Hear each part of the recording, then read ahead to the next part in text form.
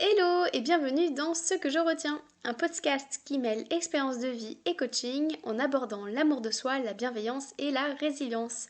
Je m'appelle Camille et je suis coach de vie certifiée. C'est parti.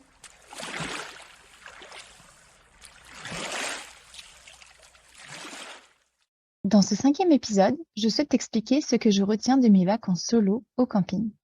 À l'heure où j'enregistre cet épisode, ça fait 3 jours que je suis rentrée d'un séjour solo au camping. Sur Instagram, vous avez été nombreuses à me dire que j'avais du courage et que vous étiez admiratives. Alors aujourd'hui, j'ai décidé de te partager ce long processus pour en arriver là.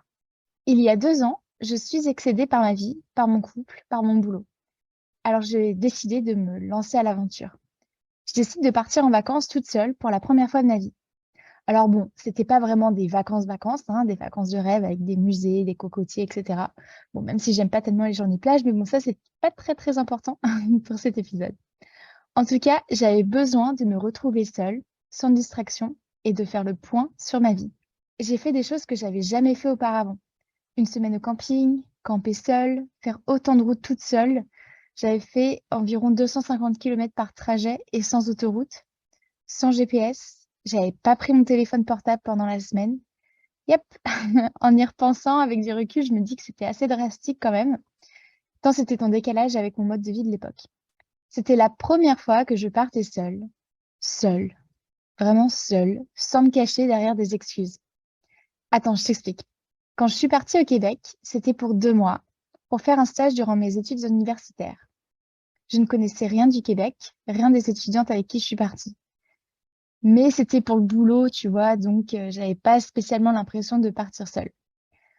Quelques mois plus tard, je pars en Irlande pour devenir au pair.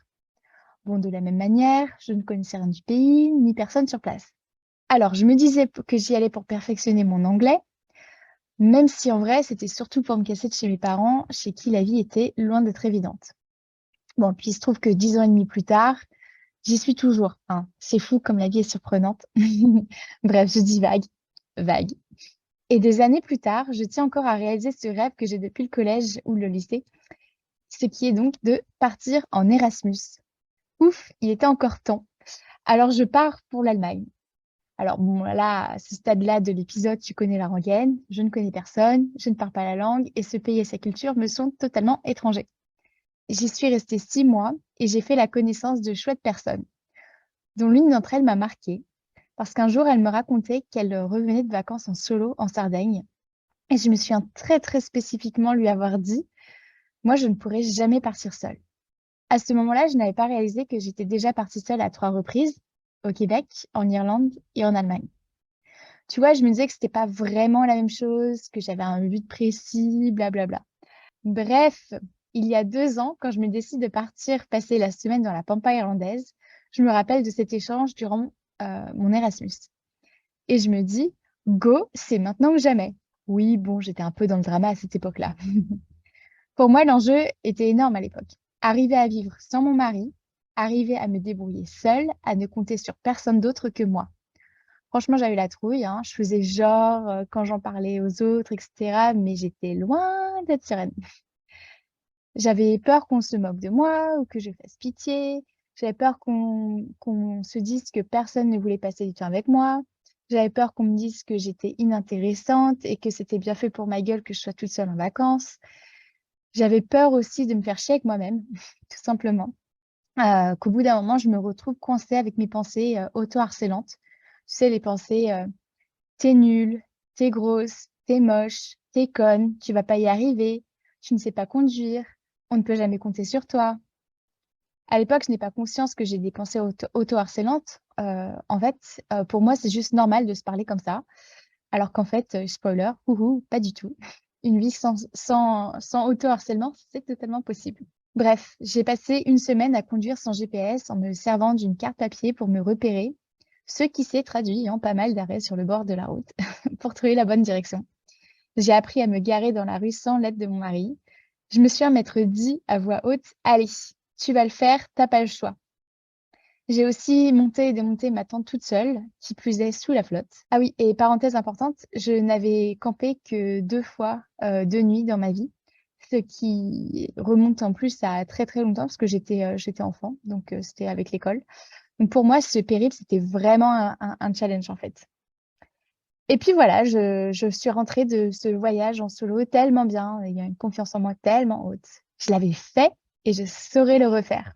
Et puis bon, bah voilà, hein, c'est vite vu. Il y a quelques jours, je suis repartie camper, de nuit, seule, à 400 kilomètres de chez moi. Cette fois-ci avec GPS et téléphone, hein, quand même. Heu, j'ai eu tellement de galères quand même, hein, entre la flotte H24, le brouillard épais, la tente qui fuit. J'ai quand même profité de fou.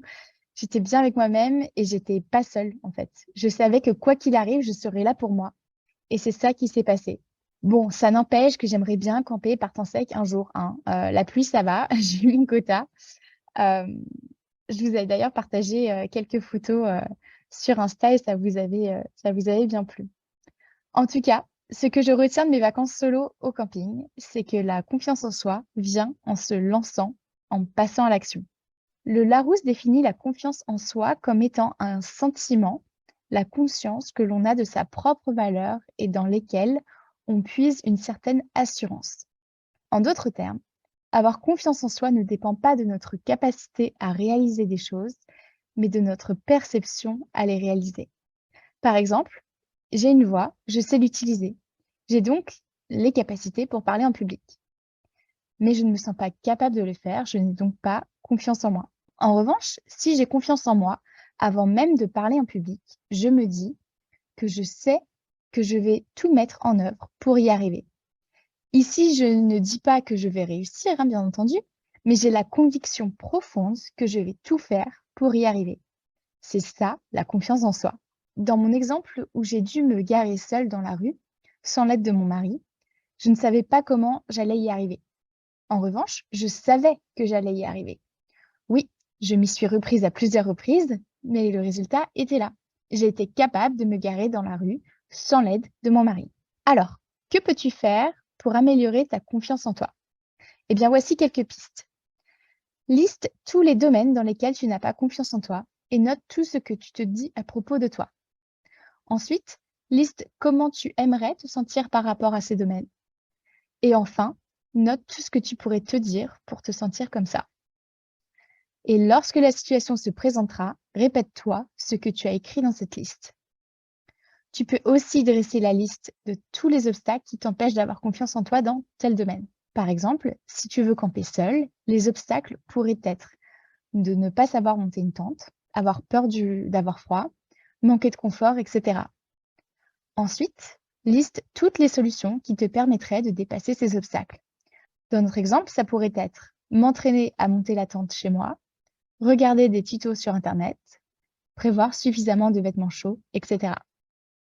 Enfin, lance-toi des défis accessibles, car à viser trop haut, on vise l'échec. Mets-toi dans des situations favorables, ne vise pas la place de parking archi étroite entre un camping-car et une voiture de luxe. Essaie plutôt de te garer dans une place large où il n'y a qu'une voiture à côté de qui se garer. Voilà pour aujourd'hui.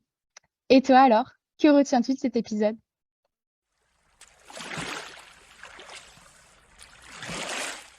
Merci à toi d'avoir écouté cet épisode jusqu'au bout. Si tu souhaites en savoir plus sur mon travail, tu peux me suivre sur Instagram, sur la page La Coach Camille, ainsi que sur mon site internet www.lacoachcamille.com. Prends soin de toi.